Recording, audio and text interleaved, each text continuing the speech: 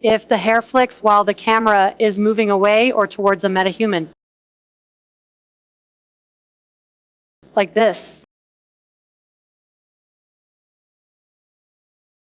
Did you notice that? It means that Unreal Hair Simulation is glitching while switching the level of detail, or LOD. To fix this, go to the load sync component of the Metahuman, lower the num ODs, or if the problem persists, just set force load E to 0. Now hair is stable.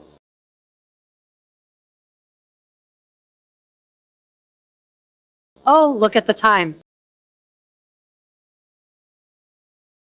Miss Anderson tutoring in for Pixel Splasher. See you next time.